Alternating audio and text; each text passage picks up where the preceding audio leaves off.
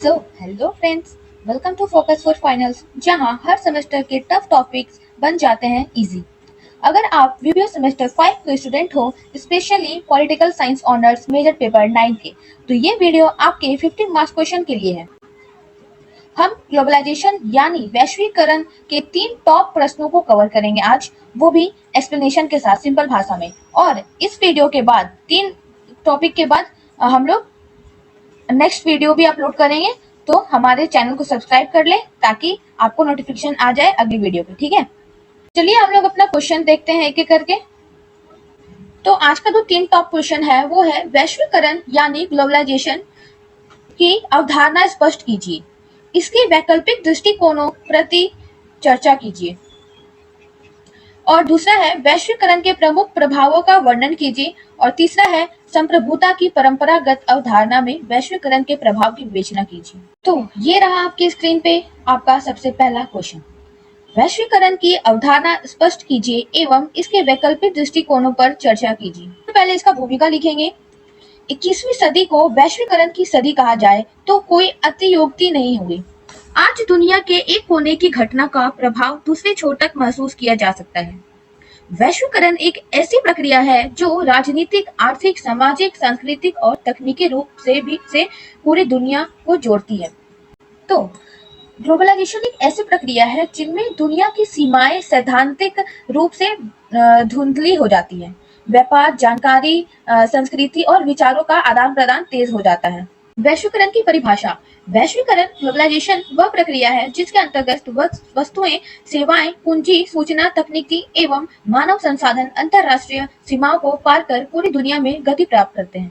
इससे दुनिया एक वैश्विक गांव के रूप में परिवर्तित हो रही है। वैश्वीकरण वह प्रक्रिया है जिसके कारण व्यापार, जानकारी, संस्कृति और विचारों का आदान प्रदान तेज हो जाता है। ठीक है, तो अब आते हैं, हम लोग इसका हेडिंग डालेंगे वैश्वीकरण की प्रमुख विशेषताएं। इसमें पहला जो है आर्थिक खुलापन और निजीकरण। दूसरा है अंतरराष्ट्रीय व्यापार का विस्तार। तीसरा है सूचना एवं संचार तकनीकी की क्रांति। चौथा है संस्कृति एवं जीवन शैली में समानता।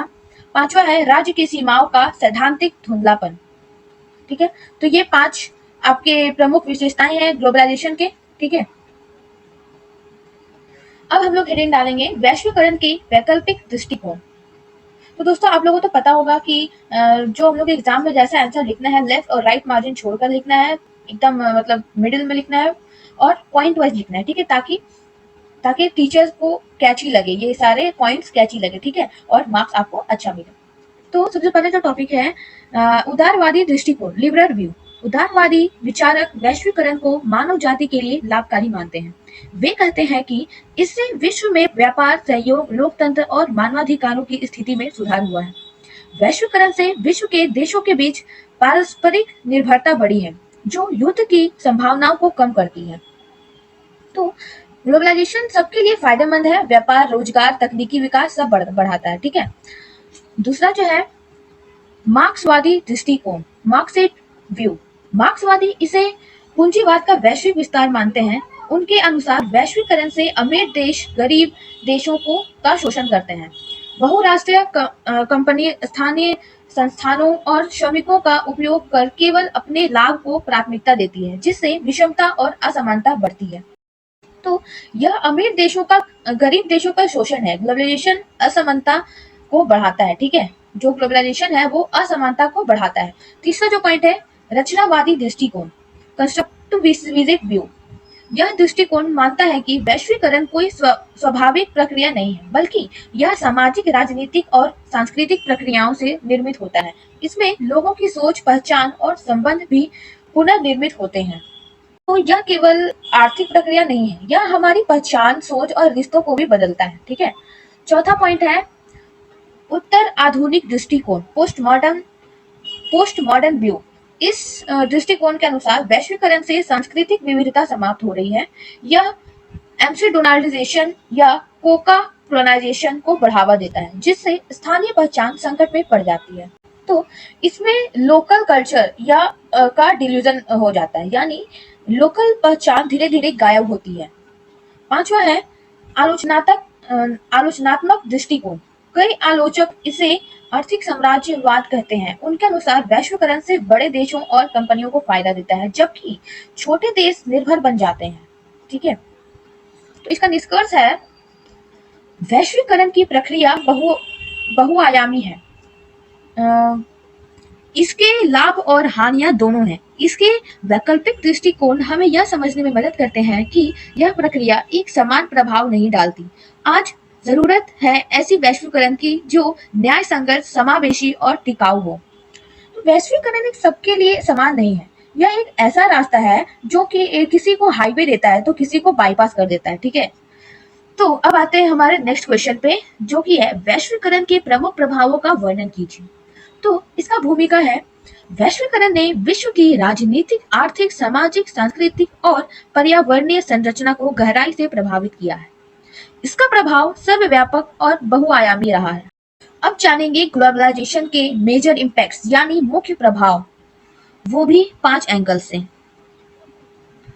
तो सबसे पहला है आर्थिक प्रभाव। वैश्विक बाजारों का निर्माण हुआ, विदेशी निवेश में वृद्धि हुई, प्रतिस्पर्धा बढ़ी जिससे उपभोक्ताओं को सस्ते और बेहद विकल्प मिले, परंतु घरेलू उद्योगों का खतरा उत्पन्न हुआ, अमीरी गरीबी की खाई और अधिक गहरी हुई। तो ग्लोबल ट्रेड बढ़ा, कंपनियां इंटरनेशनल हुई, लेकिन छोटे उद्योग और किसान दबाव में आए। दूसरा पॉइंट है राजनीतिक प्रभाव। नीति निर्माण में वैश्विक संस्थाओं का प्रभाव बढ़ा, जैसे WTO, IMF, संप्रभुता का हासिल हुआ। क्षेत्रीय संगठनों जैसे EU, आसियान का महत्व बढ़ा और वैश्विक शासन की अवधारणा उभरी। तो IMF, WTO जैसे ग्लोबल संगठन अब नेशनल पॉलिसी में इन्फ्लुएंस डालते हैं। सॉवरेनिटी यानी संप्रभुता प्रभावित होती है। ठीक है, तीसरा जो पॉइंट है सामाजिक प्रभाव। शिक्षा, स्वास्थ्य और संचार तक पहुंच आसान हुई।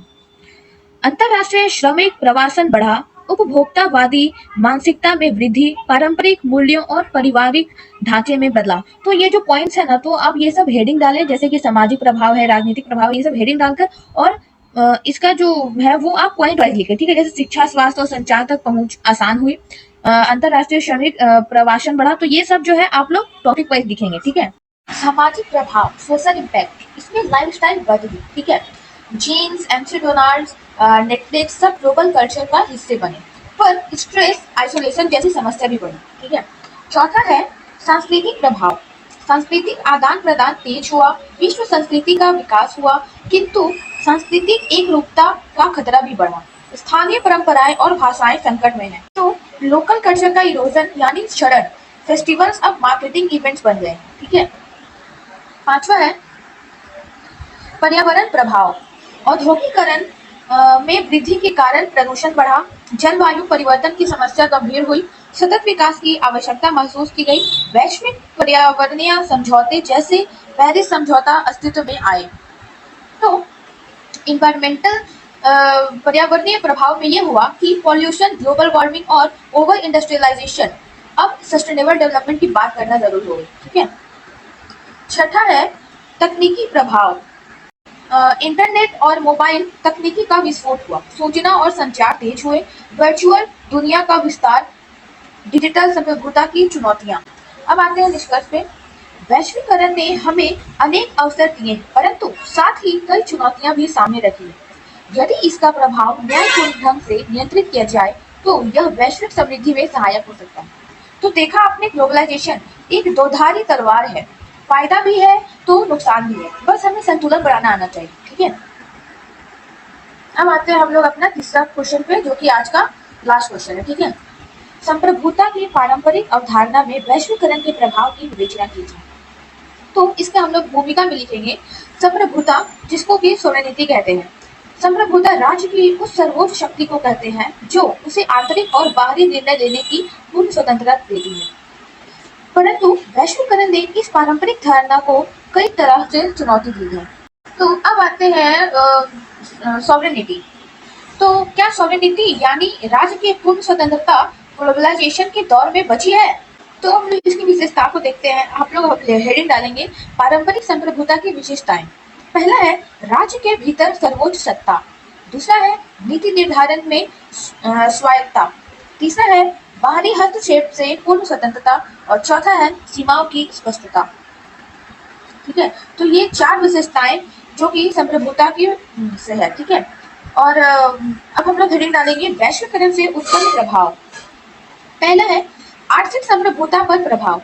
IMF, WTO जैसे संस्थानों की शर्तें स्वीकार करनी पड़ती है। बहुराष्ट्रीय कंपनियों को का नीति निर्माण पर प्रभाव पड़ा है। घरेलू नीतियां वैश्विक व्यापार समझौतों के अनुसार ढाली जाती हैं। तो पहले क्या था, राज्य अपने क्षेत्र में सुप्रीम होता था, नीतियां खुद बनाता था, निर्णय खुद लेता था, ठीक है। और अब क्या हो रहा है, ग्लोबल इंस्टीट्यूशन का दबाव, ठीक है।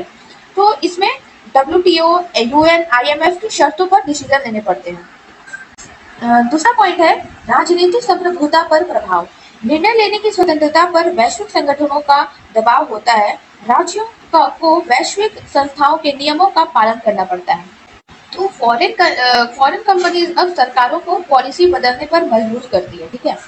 तीसरा है सांस्कृतिक संप्रभुता पर प्रभाव। विदेशी संस्कृति के प्रभाव से स्थानीय पहचान खतरे में पड़ती है। उपभोक्तावादी संस्कृति पारंपरिक मूल्यों को प्रभावित करती है। चौथा है सूचना और संचार संप्रभुता पर प्रभाव। इंटरनेट और सोशल मीडिया से जानकारी को वैश्विक पहुंच संभव है। अब राज्य सूचना को पूर्णतः नियंत्रित नहीं कर सकता, तो राज्य अब सूचना को रोक नहीं सकता। ट्रांसपेरेंसी और दबाव दोनों बढ़े हैं, ठीक है।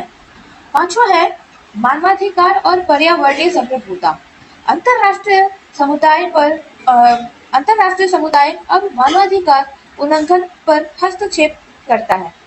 पर्यावरणीय संधियों में शामिल होकर देशों को अंतरराष्ट्रीय शर्तें माननी पड़ती हैं। तो human rights and climate agreements, ठीक है। तो इसमें अब किसी देश में अंदरूनी अत्याचार हो तो दुनिया बोल पड़ती है, ठीक है। नव संप्रभुता की अवधारणा। अब संप्रभुता पूर्ण नियंत्रण की बजाय साझा संप्रभुता, शेयर सॉवरेनिटी का रूप ले रही है। राज्य अब वैश्विक संरचनाओं के साथ समन्वय करते हुए अपने हितों की रक्षा करता है। यानी सॉवरेनिटी अब अब्सोल्यूट नहीं रही, इसे हम कहते हैं नियो सॉवरेनिटी या शेयर्ड सॉवरेनिटी, ठीक है। तो इसका निष्कर्ष है वैश्वीकरण ने संप्रभुता की पारंपरिक धारणा को बदला है। अब यह स्थिर न होकर गतिशील और लचीली हो गई है। आज के समय में संप्रभुता का अर्थ केवल स्वतंत्रता नहीं बल्कि वैश्विक उत्तरदायित्व और सहभागिता भी है। राज्य अब ग्लोबल नॉर्म्स को भी मानते हैं और नेशंस इंटरनेट्स को भी बैलेंस करते हैं, ठीक है। तो दोस्तों ये थे आपके 15 मार्क्स से क्वेश्चन 3, और अब इसके आगे भी मैं वीडियो अपलोड करूंगी, ठीक है। तो अब आपको ग्लोबलाइजेशन से जुड़े MJ9 के तीनों 15 मार्क्स सवाल पूरे कॉन्फिडेंस के साथ आना चाहिए। अगर वीडियो पसंद आया हो तो लाइक, शेयर एंड सब्सक्राइब करना मत भूलो, और हाँ, अपने दोस्तों के साथ शेयर करो। कमेंट्स में बताना आपका टॉपिक किस पर चाहिए। Till then, keep learning and keep focusing for finals.